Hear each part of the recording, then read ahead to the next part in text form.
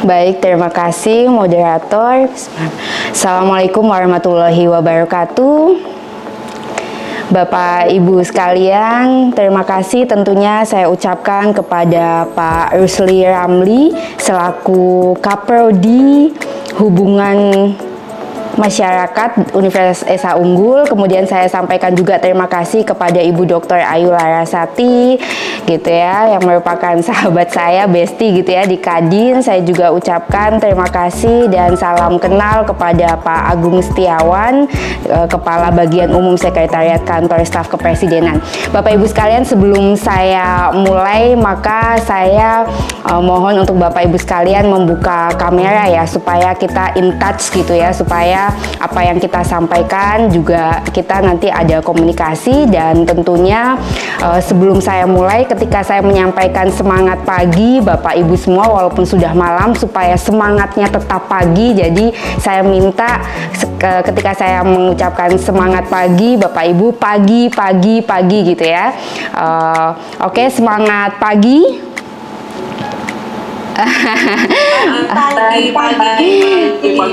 Oke, oke, jadi semangat ya. Jadi sarafnya jadi bangun lagi gitu ya. Oke, such as honor saya pada malam ini diundang sebagai narasumber tentunya. Nah, kita akan membahas mengenai peran komunikasi organisasi dalam meningkatkan motivasi kerja karyawan. Tadi disampaikan secara detail gitu ya, apa yang bisa membuat karyawan ini semangat, dan begitu pula sebaliknya telah disampaikan secara detail oleh Pak Agung. Nah, mungkin kaitannya dengan peran organisasi ini saya akan menyampaikan bukan kebetulan ya, saat ini saya sebagai managing partner di law firm milik saya, yaitu di Dr. Tina Amelia & Co. Juga saya sebagai direktur di PT Kaya Ilmu Bermanfaat, jadi bergerak di bidang penerbitan. Jadi mungkin nanti Pak Agung atau teman-teman lain gitu ya, Pak Kaprodi ini mau bikin buku, boleh. Buku saya sudah ada di Gramedia dan Marketplace gitu ya, jadi sedikit promosi juga gitu ya. Dan tentunya ada usaha-usaha di bidang I.O. dan lain sebagainya. Tentu peran komunikasi organisasi dalam meningkatkan motivasi kerja karyawan ini adalah satu hal yang sangat penting. Apalagi di sini memang webinar ini diadakan oleh Fakultas Ilmu Komunikasi. Nah, tentunya sebelum saya membahas secara detail, komunikasi ini adalah tiketnya cuma satu Bapak Ibu. Tiket komunikasi adalah mau gitu ya, kemauan untuk berkomunikasi. Nah, karena kadang-kadang baik di lingkungan keluarga, di lingkungan kerja, kadang-kadang karena terlalu sibuk dengan rutinitas, kadang-kadang tuh kita nggak ngobrol, nggak berkomunikasi. Padahal di dalam semua hubungan, baik itu relationship di keluarga, kemudian relationship between karyawan dan atasan, semuanya itu perlu dikomunikasikan, dan tentu tiketnya adalah mau atau kemauan. Oke, next. Nah, ini komunikasi organisasi ini memang agak sedikit berbeda dengan relationship komunikasi yang lebih simplify, mungkin di keluarga gitu ya. Nah, kalau komunikasi organisasi ini, yang pertama kita harus tahu output dari komunikasi adalah efektivitas kerja. Nah, dari situ kita harus melihat, kalau sekarang di dunia saat ini gitu ya, yang semuanya tentunya juga sudah online gitu ya, kita semuanya juga harus tahu bahwa tentunya saluran yang digunakan tuh apa gitu ya. Nah, saya selalu mengatakan kepada baik mahasiswa saya, baik karyawan saya selalu menyampaikan bahwa setiap WhatsApp group yang saya kirimkan atau teman-teman kirimkan itu sebetulnya sama seperti kita sedang berbicara. Jadi kalau kita bicara, misalkan saya ke asisten saya, Mbak, saya ada meeting nggak hari ini? Terus tapi itu melalui WhatsApp dan itu nggak dibales, itu kan sama aja kita bicara tapi nggak dijawab gitu ya. Jadi saya selalu menyampaikan kepada mahasiswa saya kah atau staf saya di kantor bahwa komunikasi via WhatsApp pun atau via Telegram gitu ya, bukan komunikasi langsung gitu ya. Artinya bukan direct telekomunikasi gitu, tetap harus dijawab gitu. Kenapa? Karena itu sama aja kita berbicara, hanya medianya melalui alat komunikasi. Jadi tentunya kita harus mengetahui betul bahwa legal standing kita apa gitu ya. Jadi walaupun juga misalkan ada staff yang mengirimkan mengirimkan informasi, kita juga harus meresponnya apapun itu, even sesingkat oke, good gitu ya. Dan itu tadi disampaikan oleh Pak Agus bahwa kita mengapresiasi. Jadi saya selalu sampaikan ke staff saya good job gitu ya, atau kadang-kadang dengan bahasa-bahasa lucu kalau yang laki-laki oke cah bagus gitu ya. Jadi ada satu ada satu stimulan yang kita sampaikan, oke cantik atau apalah, hal-hal sedemikian itu membuat motivasi itu juga bertambah. Itu yang pertama. Kemudian next, nah, fungsi komunikasi organisasi tentunya memelihara semangat gitu ya. Jadi kita sebetulnya seperti tadi saya menyampaikan, mendeliver semangat pagi. Jadi walaupun siang, walaupun malam, semangat kita tuh tetap sama. Nah, sama komunikasi itu juga dibangun gitu ya. Komunikasi itu dibangun tentunya untuk menyumbangkan energi gitu ya. Saya selalu sering sekali gitu ya, jam 3 pagi atau jam 4 pagi itu saya sudah semangat pagi gitu ya. Saya lalu menyampaikan bahwa WhatsApp ini tidak perlu dibalas sampai dengan jam office hours gitu ya. Jadi saya menyampaikan tugas-tugas gitu ya, tetapi tidak usah dibalas gitu, karena kadang-kadang ya mohon maaf ya, kadang-kadang kita overload pekerjaan yang harus disampaikan di jam-jam kita ingat, tapi kita sampaikan bahwa ini tidak perlu dibalas kalau tidak office hours gitu. Jadi tetap menghormati bahwa walaupun at any time kita bekerja itu kita harus siap, tetapi saya juga menghormati ranah privacy atau pribadi di jam-jam yang bukan office hour, karena itu juga untuk menyumbangkan energi gitu ya. Nah, kemudian yang kedua adalah memelihara konsistensi tujuan organisasi. Jadi mungkin berbeda tadi dengan staf kepresidenan gitu ya, yang bahwa pekerjaannya itu tadi disampaikan pekerjaannya ya mungkin monoton dan itu saja karena memang sudah ada pakemnya ya. Tetapi untuk dunia kerja atau mungkin untuk teman-teman di sini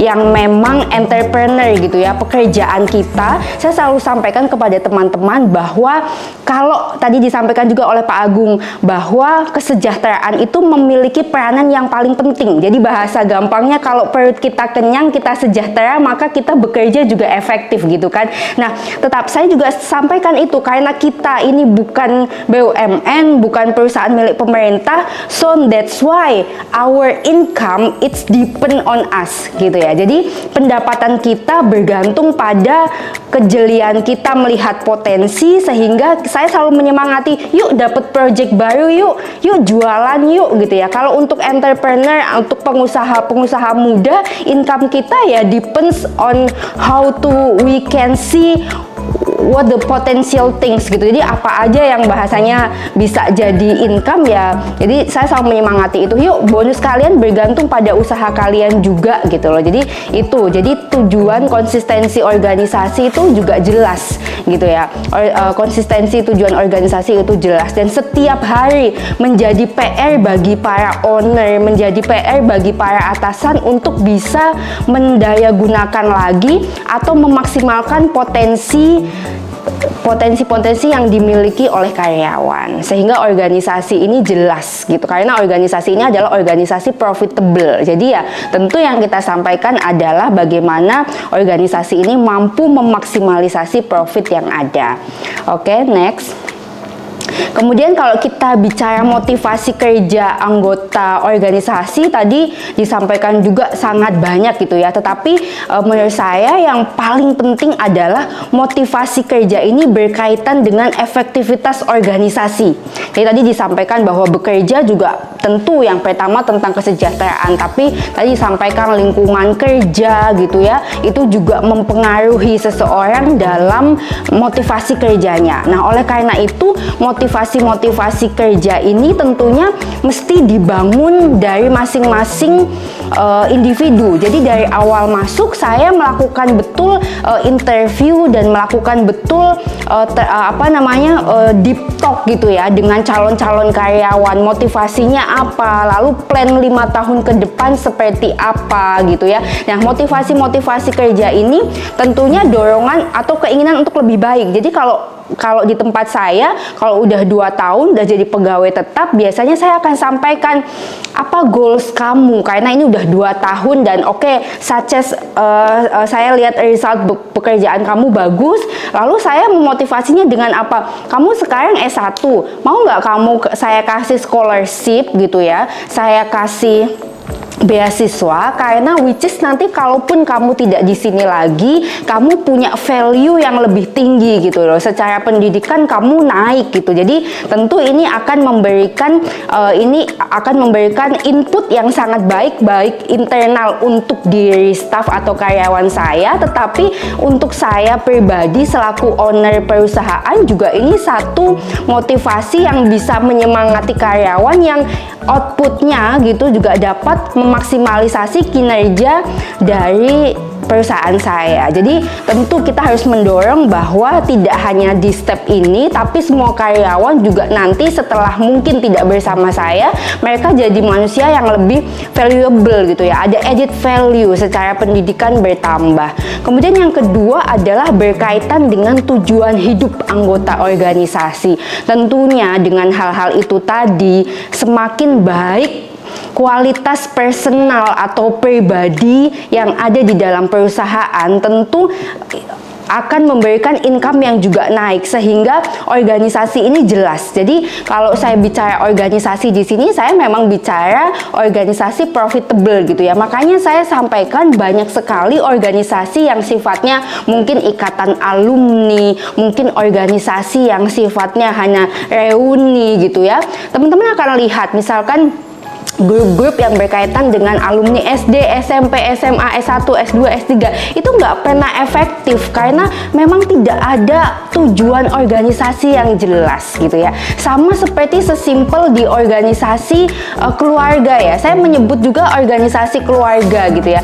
Keluarga ini saya sebut juga organisasi. Kenapa? Karena setiap keluarga tuh ada managingnya gitu ya, ada ketuanya, yaitu misalkan keluarga kecil diketuai oleh bapak atau selaku imam keluarga. Nah, itu akan menjadi jelas kalau kita tuh juga punya tujuan di dalam keluarga. Di dalam WhatsApp group itu kita udah sampaikan bahwa tujuan adanya WhatsApp group ini untuk menjalin komunikasi, misalkan karena kakak udah kuliah, adik masih SMP dan lain sebagainya. Jadi di situ harus jelas ada motivasi gitu ya, tapi ada komunikasi 2 arah gitu ya. Jadi dalam komunikasi anggota organisasi ini harus jelas. Jadi tidak hanya, mohon maaf ya, selama ini komunikasi itu antara di keluarga dan atasan bawahan itu cuma 2, perintah dan marah gitu ya. Jadi ini adalah psikologi juga ya, kita selalu banyak banget orang tua yang berkomunikasi atau atasan ke bawahan komunikasinya tuh hanya untuk nyuruh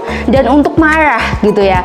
Nah, ini yang paling salah gitu lah. Nah, terus kemudian nanti akan muncul pertanyaan, gimana sih cara berkomunikasi yang baik ketika kita not in good mood?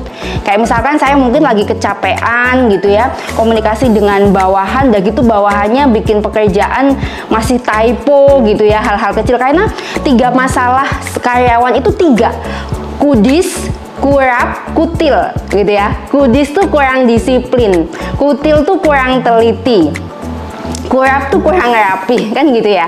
Nah, itu kan sering banget terjadi. Terus kita tiba-tiba marah. Nah, itu caranya gimana sih? Nah, jadi ini juga mungkin agak keluar konteks, tapi Bapak Ibu dalam kita berkomunikasi ketika kita mengalami hal-hal yang sedemikian gitu ya, coba Bapak Ibu tentunya gitu ya, ambil nafas panjang gitu ya, dan lebih baik ambil jeda untuk mungkin sebentar minta ruang gitu ya, atau memberikan ruang kepada diri. Jadi sehingga kita tuh tidak menumpahkan kekesalan atau emosi itu kepada orang sekitar kita dan memberikan negative vibes gitu ya. Sehingga tentu di dunia kerja ini sangat dibutuhkan. Jadi jangan sampai kita punya masalah di rumah kita bawa ke kantor gitu ya, gitu. Atau sebaliknya kita punya masalah di kantor kita bawa pulang, lalu anak-anak menjadi tempat sampah pembuangan emosi kita. Nah, ini yang juga harus sangat diperhatikan dalam memotivasi kerja dan memaksimalisasi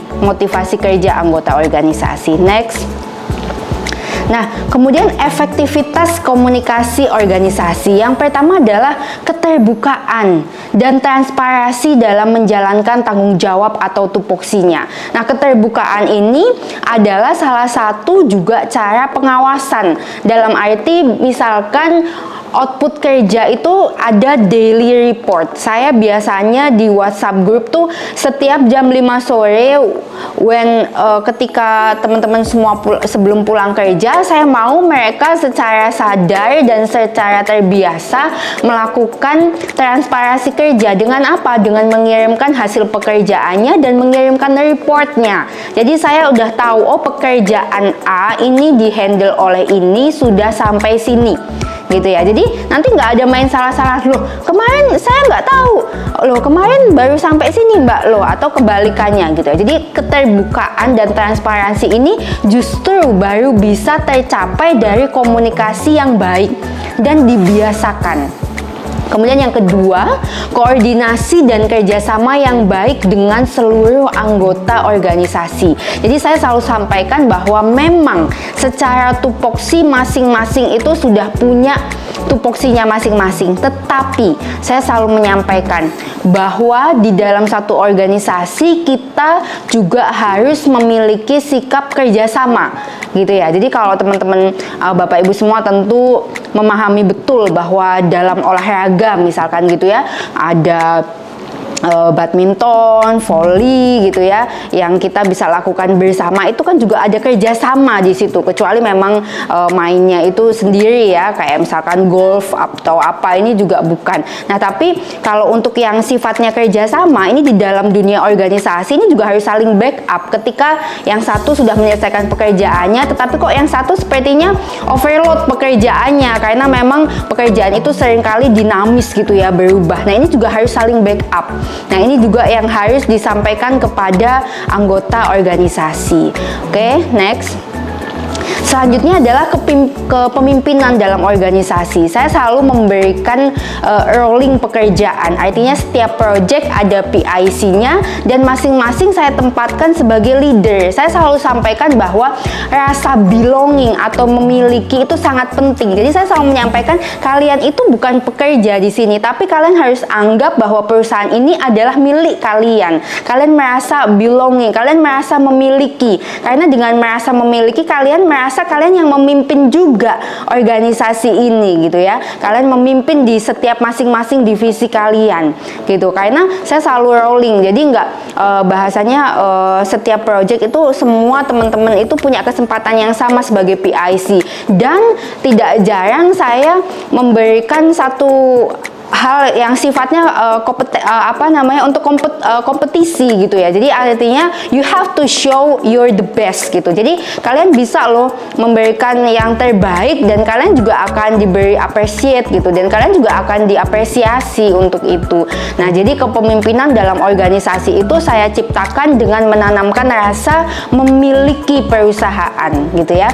Nah, ini tentunya peran pimpinan sangat penting ya. Dan mungkin kalau saat ini teman-teman semua, ini kemarin ada games ya yang lucu yang diberikan oleh karyawan saya. Jadi mungkin nanti akan saya share ya linknya. Jadi ada semacam Mbak Sila bisa dibantu ya, dikirim di chat. Jadi ini ada semacam kayak tes psikologi untuk tahu kita tuh sebetulnya secara psikologi tuh ternyata ada 16 jenis karakteristik manusia. Apakah yang memang born naturally be a leader, yang memang lahir sebagai pemimpin gitu ya, atau yang memang orangnya mengedepankan logika, biasanya pemimpin gitu ya, minusnya dia feelingnya kurang. Tetapi yang kedua ada lagi yang feelingnya sangat dominan, sehingga logikanya kurang. Meskipun secara normally kepemimpinan itu adanya di laki-laki ya, tetapi ada juga jenis-jenis perempuan yang bisa juga jadi pemimpin gitu ya. Nah, ini juga sangat penting untuk mengetahui karakter diri kita masing-masing. Jadi Bapak Ibu sekalian, jangan sampai mohon maaf sudah di usia kita masih belum mengenali diri kita. Nah, ini bisa dibantu dengan mengikuti tes-tes psikologi ini. Mungkin nanti saya share ya linknya, itu lucu banget kemarin. Jadi ada pasti pertanyaannya semacam seperti ini. Kalau kamu digosipin oleh orang, if any others make it gossip of you, so what you respond? Apa responnya?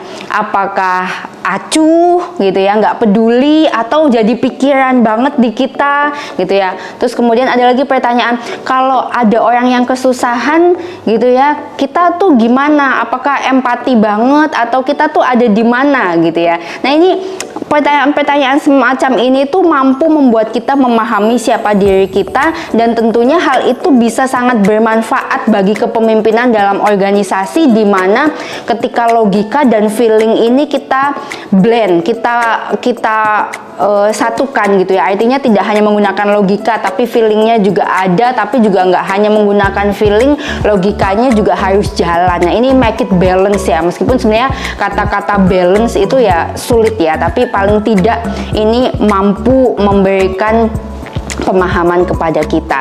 Nah, yang pertama adalah tadi tentu peran pimpinan, yang kedua berkaitan juga dengan perencanaan, pengawasan, dan tugas anggota yang bisa di manage, dilihat day by day atau daily-nya gitu ya. Next. Nah, upaya yang dilakukan dalam komunikasi organisasi tentunya harus ada, baik itu weekly meeting atau